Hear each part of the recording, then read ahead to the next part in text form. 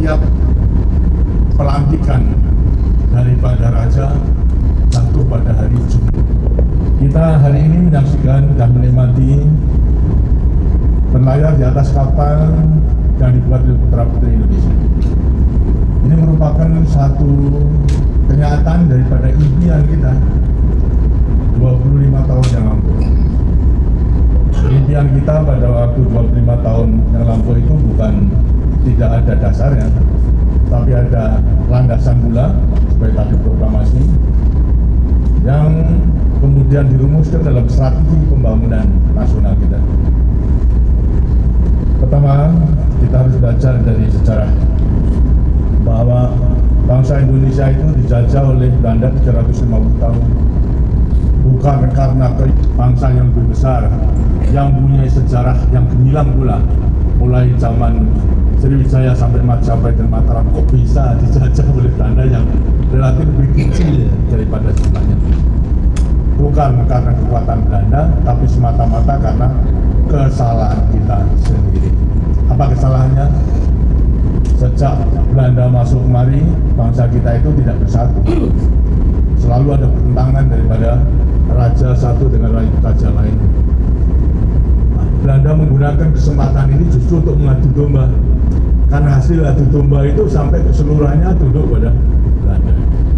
Jadi karena kesalahan kita tidak bersatu, tentu kita juga tidak akan mengulangi lagi dan mempertahankan. Dan ini dibuktikan setelah daripada tahun 1908 dengan akhirnya Budi Utomo diperkuat oleh para pemuda dengan Sumpah Pemuda tahun 1928 yang disahkan oleh Indonesia, dan ini yang mempersatukan mencapai klimaksnya pada tanggal 17 Agustus 1945 dan nyatanya berhasil. Karena itu tentu juga keberhasilan itu harus terus kita lanjutkan. Jangan sampai kita mengulangi kesalahan lagi untuk memecah belah daripada bangsa kita. Karena itu persatuan dan kesatuan bangsa inilah yang harus menjadi tulang punggung daripada kelanjutan perjuangan kita. Baik mulai mempertahankan kemerdekaan dan mengisi kemerdekaan dengan melaksanakan pembangunan sekali persatuan. Dan sekarang kalau kita melihat daripada keadaan harus didukung oleh persatuan bangsa. Negara Indonesia yang terdiri pada ribuan pulau tentunya membutuhkan satu sarana dan prasarana untuk tetap bisa mempersatukan daripada seluruh Nusantara itu menjadi kesatuan wilayah, satu kesatuan politik, satu kesatuan ekonomi, dan satu kesatuan budaya, dan satu kesatuan pertahanan keamanan. Dengan apa? Dengan sini juga dengan alat-alat yang dibutuhkan untuk dapat mempersatukan, antara lain adalah menghubungkan daripada pulau satu dengan pulau yang lain. Mutlak membutuhkan alat berhubung. Dengan udara bisa menghubungkan pulau satu dengan lain, dengan laut pun bisa menghubungkan satu dengan lain, dilengkapi dengan berhubungan di darat. Karena itulah pada saat-saat kita memasuki pembangunan pelita kedua, mengakhiri pelita pertama, sudah sangat diperlukan untuk dapat memperhatikan infrastruktur atau pembangunan infrastruktur dapat mempersatukan daripada seluruh Nusantara itu. Tapi kita mengetahui pada waktu itu bahwasanya untuk membangun sekalipun sumber dayanya maupun penduduknya banyak, kekayaan alam itu banyak, kita masih kekurangan. Apa kekurangannya? Ya modal dan teknologi. Karena ternyata bahwasanya belum tentu senegara yang mempunyai kekayaan alam berlimpah-limpah, manusianya banyak, tapi tidak menguasai ilmu pengetahuan dan teknologi, akan bisa menikmati daripada kekayaan itu. Tapi sebaliknya, daripada bangsa yang tidak mempunyai kekayaan alam, mungkin hanya sedikit, akan tetapi menguasai ilmu pengetahuan dan teknologi, nyatanya mereka itu menjadi negara dan bangsa yang maju. Karena kekurangan itulah kemudian kita harus berusaha untuk memenuhi. Oleh sebab itu, untuk membuat perencanaan secara terpadu pembangunan nasional sudah sangat dirasakan tidak cukup hanya dengan suatu lembaga pembangunan mengenai Badan Perencanaan Pembangunan Nasional. Tidak cukup, karena mengenai Badan Perencanaan Pembangunan Nasional atau Bappenas ini bisa saja membuat perencanaan besar, tapi pelaksanaan selanjutnya tidak bisa akan mendetail. Satu contoh saja, bahwasanya membutuhkan telekomunikasi, kemudian lantas karena mampu tawarkan, pada waktu itu yang masuk adalah Indosat Amerika yang masuk dengan satu jaminan, kalau mereka belum sampai pada taraf tentu tidak boleh perusahaan-perusahaan lainnya itu masuk, kan berarti mengikat pada kita. Begitu pula semen, yang berarti andai kata kita bisa menentukan perencanaan secara makro daripada pembangunan itu, tapi kalau yang melaksanakan adalah negara lain, akhirnya yang menikmati adalah negara lain. Karena secara kebetulan pada waktu itu mereka agak rewel, sehingga kita putuskan demi kepentingan jangka panjang Indosat kita ambil. Lantas daripada semen Cibinong juga kita ambil, kita beli. Maksudnya agar supaya kita punya keleluasaan untuk mengembangkan daripada semua. Akhirnya Indosat sekarang kita kuasai negara sepenuhnya. Kita bisa menggunakan, bahkan kalau sampai kedudukan daripada Indosat dulu masih dimiliki oleh penanaman modal asing oleh Amerika, keuntungan keseluruhannya dengan sini dinikmati oleh mereka. Kita hanya menggunakan jasanya saja. Tapi syukur alhamdulillah karena telah kita ambil, jika akhirnya akhir-akhir ini Indosat merupakan salah satu aset daripada nasional kita yang kemudian kita jual go internasional, menjual 25% saja sudah masuk 850 juta US dollar. Ini merupakan satu. Begitu pula daripada pabrik Indosmen Cibinong.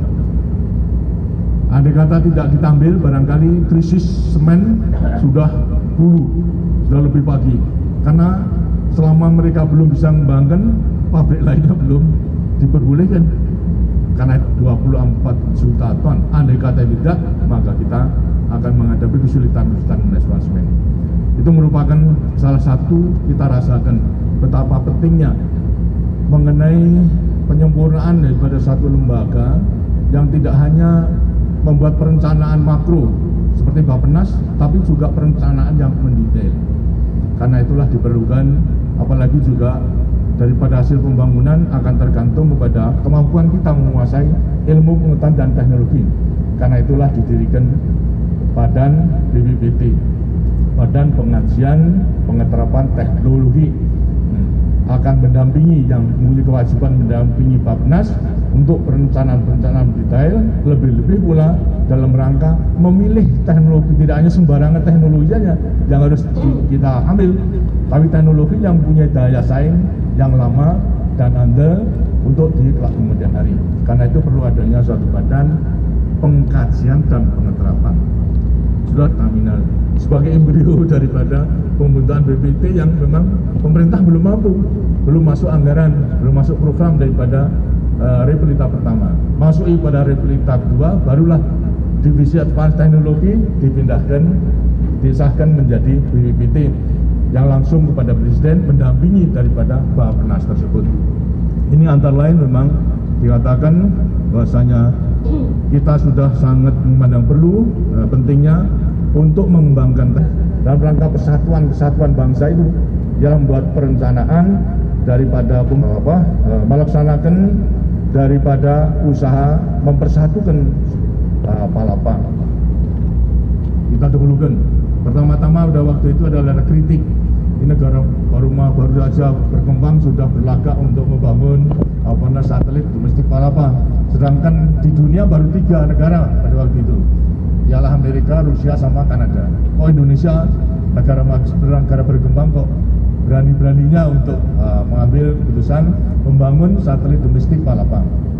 Ya, memang kalau dilihat demikian.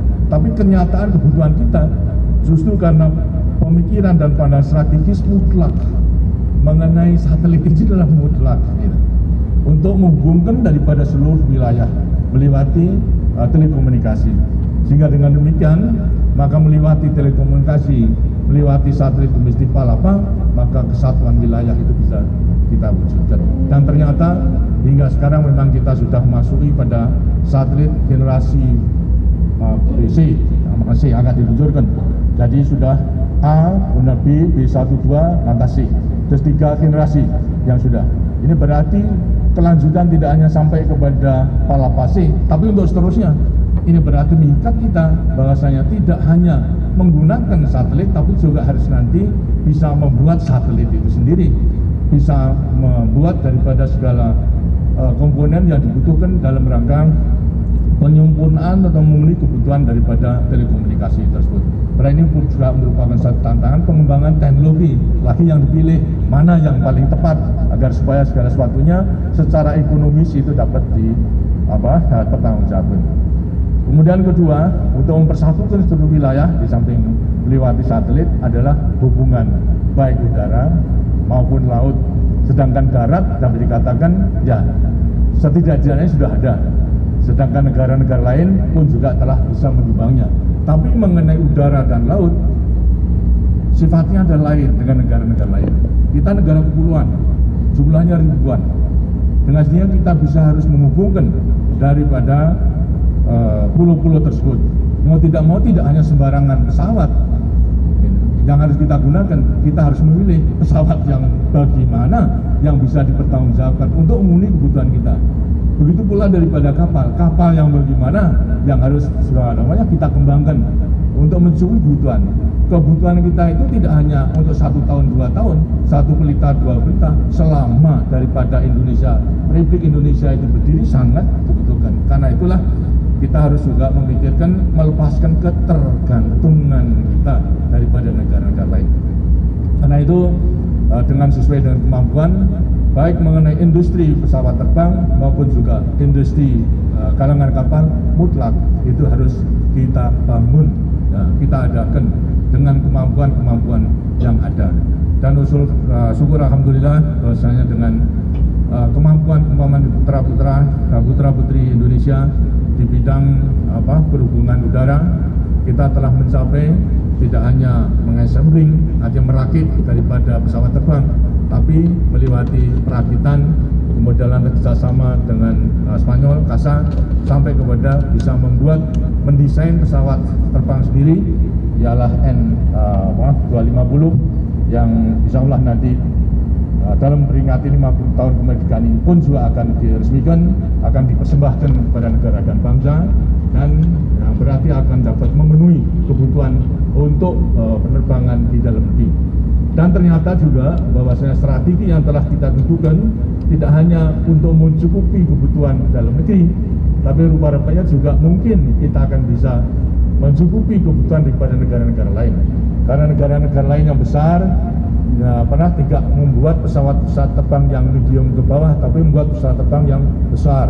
Dan kita sengaja memang tidak akan membuat pesawat yang besar demikian, karena masalahnya adalah kita tidak akan bisa bersaing dengan mereka. Jadi kita memilih pesawat yang kita perlukan, tapi ternyata pula bisa memasuki pasaran dunia karena mereka tidak mau membuatnya. Ini berarti sudah merupakan salah satu kemajuan yang kita syukuri daripada semuanya. Kenapa? Yang biasanya negara-negara berkembang itu merakit hasil daripada negara-negara maju, kita sekarang sudah ada suatu agreement bahwasanya produk daripada Indonesia dirakit di negara yang maju. Berarti merupakan kebalikan. Ini merupakan satu kemajuan sendiri. Tidak hanya di Eropa, bahkan di Amerika. Ini yang berarti pula merupakan salah satu wujud nyata daripada kebangkitan nasional agar secepat mungkin rakyat bisa merasakan satu bangsa yang bisa mudah untuk hubungan satu dengan lain. Kita telah menggunakan kesempatan yang baik dari tawaran Jerman dalam memesan kapal-kapal untuk pengangkut manusia, terus passenger, daripada 1 sampai kapal yang ke-20 dengan Jerman, dengan kalangan Mayer, semua kreditnya dari Jerman. Karena pada waktu itu ada suatu agreement, Jerman juga mempunyai kesulitan dalam rangka politik dalam negeri untuk memberikan pekerjaan. Nah, kita membutuhkan kapal, karena itu kita tawarkan ya buat saja kapal di kalangan, tapi kapalnya kemudian lantas dikreditkan kepada Indonesia. Dengan demikian Indonesia tertolong, Jerman pun juga tertolong. Nah, ini bisa berjalan sampai kepada sekarang sudah ke-17. Sudah kita putuskan nanti sampai kepada kapal yang ke-20. Ini harus segera kita selesaikan kapal tipe Kerinci yang bisa memuat antara 1.000 sampai kepada 2.000 penumpang untuk menghubungkan pulau satu dengan lain. Tapi untuk kesempurnaan lebih lanjut, dengan sendirinya kita tidak hanya akan membeli daripada kalangan mayor saja, tapi kita harus bisa membuatnya. Dalam rangka memang kita harus akui, kita memang gantung. Tapi lambat laun dengan sininya, kita itu akan hidup tidak hanya puluhan tahun, tapi ratusan tahun, kita berabad-abad. Dan selama Indonesia itu tidak bisa dirubah menjadi negara yang satu, gitu, tetap akan puluhan, ya selama itu kita membutuhkan kapal, selama itu kita membutuhkan pesawat udara, selama itu membutuhkan daripada telekomunikasi dan sebagainya. Jadi kita ditantang kalau kita di bidang hubungan udara, kita telah memikirkan setelah N250 akan kepada pesawat terbang dengan jet yang akan diberikan nama N2130, ya, artinya 2130, artinya 2 mesin jet untuk 130 penumpang. Ini sudah kita siapkan. Nah, daripada kapal pun juga demikian, tidak hanya sampai kepada Palindo saja, kemampuan rakyat itu akan besar. Mereka akan menuntut pelayanan yang lebih baik daripada sekarang, termasuk pula daripada udara dan kapal. Karena itulah perlu juga satu kapal laut yang pelayanannya sama dengan penimpian, tapi akan menjadi satu kenyataan. Bahwasanya kita akan menjadi negara yang besar, syaratnya tidak ada, tinggal kekurangannya masih ada juga. Ini harus kita penuhi, kita lengkapi. Dan kalau kita bisa, kita itu bisa menjadi negara yang sama dengan negara-negara maju. Itu semua sudah diteropong oleh negara-negara maju. Karena itu mengenai apa yang sedang dilakukan oleh Indonesia, mereka juga rupa-rupanya juga tidak akan rela begitu saja. Akan selalu membuat isu-isu yang macam-macam untuk melemahkan daripada Indonesia. Antara lain bukan melemahkan dengan serangan, melemahkan untuk memecah belah lagi daripada bangsa kita. Karena pengalaman dengan dipecah belah itu Indonesia bisa dijajah. Kalau itu bisa dikembalikan lagi dipecah belah, tidak rukun, tidak bersatu, akan menjadi lemah pula. Karena itu berbagai isu, apakah isu mengenai hak asasi manusia, demokrasi dan sebagainya, kemudian soal perburuan, jelas bahasanya kita sebagai bangsa itu tidak mungkin sama dengan mereka. Kita itu mempunyai satu doktrin sendiri, mempunyai falsafah sendiri. Tidak mungkin kita sebagai negara berdaulat itu niru pada mereka, tidak. Karena itu tidak perlu kita khawatir bahwasanya mereka memaksa menilai karena kita tidak sesuai dengan mereka seolah-olah jelek. Yang menurut kacamata mereka jelek, tapi bagi mereka tidak perlu kita mengatakan tidak jelek. Kalau berbeda memang benar, tapi belum tentu itu jelek, karena kita mempunyai falsafah sendiri. Karena itulah tidak perlu kita ragu-ragu untuk mempertahankan daripada falsafah yang dalam hidup bernegara, berbangsa dan bermasyarakat yang telah kita setujui berdasarkan Pancasila sebagai dasar negara, sebagai ideologi, pandangan hidup itu benar-benar harus kita pegang teguh. Pancasila sebagai dasar negara, sebagai pandangan hidup, sebagai falsafah, sebagai dalam kehidupan kita bernegara, berbangsa dan bermasyarakat, tetap kita pegang teguh realisasi daripada bernegara berdasarkan Undang-Undang Dasar 45. Jadi selama Undang-Undang Dasar 45 tidak diganti, ya itulah yang harus kita pegang teguh. Jangan kemudian kita akan membelokkan kepada konstitusi lain yang memang tidak sesuai dengan konstitusi kita. Nah, ini kita harus diri, pabrik dari yang telah kita dirikan akan hancur, buruhnya akan berhenti, pajaknya akan tidak masuk ke negara. Kan negara menjadi kolab. Apa itu akan dipilih? Tapi bagi bangsa yang cinta kepada tanah air, yang setia kepada Pancasila, walaupun barang itu nanti akan lebih murah, lebih baik demi kelangsungan hidup negara dan bangsa, maka dia tidak akan memuaskan dirinya sendiri. tapi akan mencintai daripada produk dalam negeri. Karena itu akan membawa kebahagiaan daripada rakyat secara keseluruhannya. Oleh karena itulah gerakan sekarang yang harus dilakukan mulai pendidikan mental, moral kepada anak-anak kita, mencintai pada tanah air, mencintai pada produk dalam negeri, itu harus mulai kita usahakan sehingga nanti anak-anak yang sekarang sekolah dasar 25 tahun 2020 mental dia sudah siap. Kalau menghadapi demikian ya sudah, biar aja barang itu ada di sini. Karena sesuai dengan hak asasi. Barang boleh saja masuk, boleh, tapi hak asasinya menentukan saya nggak mau merdeka. Saya milih barangnya sendiri, nggak ada yang nyalahkan daripada sumpahnya itu. Ini antara lain hal-hal yang perlu kita siapkan di waktu-waktu yang akan datang. Di sampingnya kita harus meningkatkan daya saing kita, ialah baik produknya kualitasnya baik, harganya lebih murah, bisa bersaing, apakah itu barang yang akan masuk maupun barang kita untuk keluar ke negara-negara lain. Demikian beberapa hal yang perlu saya sampaikan untuk menghilangkan kalau ada keraguan-raguan dalam melanjutkan perjuangan kita mengisi kemerdekaan, hendaknya supaya dihapuskan. Kita mempunyai kekuatan dan punya kemampuan asal kita mampu menggunakan kemampuan dan kesempatan, asal kita itu bersatu. Jangan sampai mengulangi pengalaman yang jelek pada waktu Belanda masuk di Indonesia dan menjajah yang mohon Bapak ini para kuda.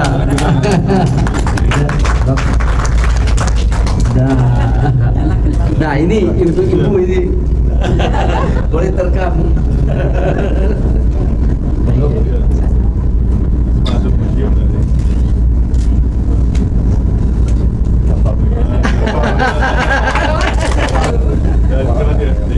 Iya. Ini isinya ini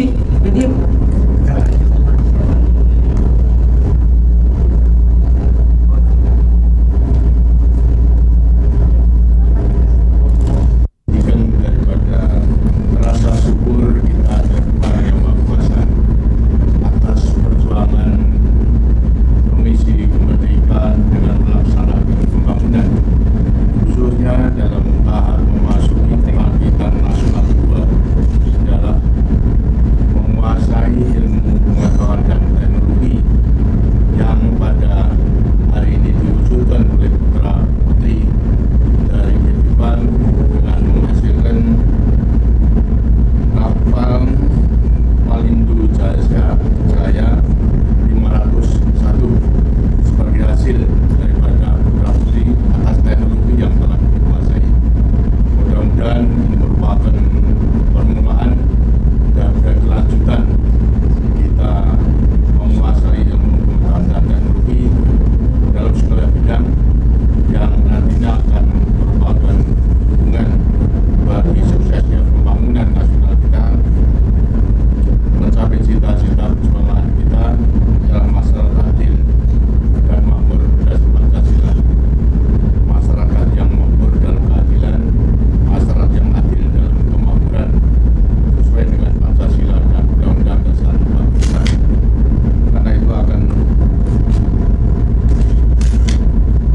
Presiden Republik Indonesia Prasasti dalam rangka memperingati 50 tahun bangsa Indonesia merdeka, saya Presiden Mandataris MPR Panglima Tertinggi Angkatan Senjata Republik Indonesia dalam pelayaran perdana dari Surabaya ke Jakarta di atas kapal Palwa Indonesia Jaya atau Palindo Jaya untuk 500 penumpang, hasil rekayasa rancang bangun dan produksi bangsa generasi terus di PT PAL Indonesia mengucapkan selamat atas keberhasilan menguasai teknologi maritim demi persatuan dan kesatuan serta kesejahteraan seluruh rakyat Indonesia yang adil dan merata. Dengan mengucapkan Bismillahirrahmanirrahim, saya resmikan kapal ini. Selamat berlayar, selamat melaksanakan tugas Palindo Jaya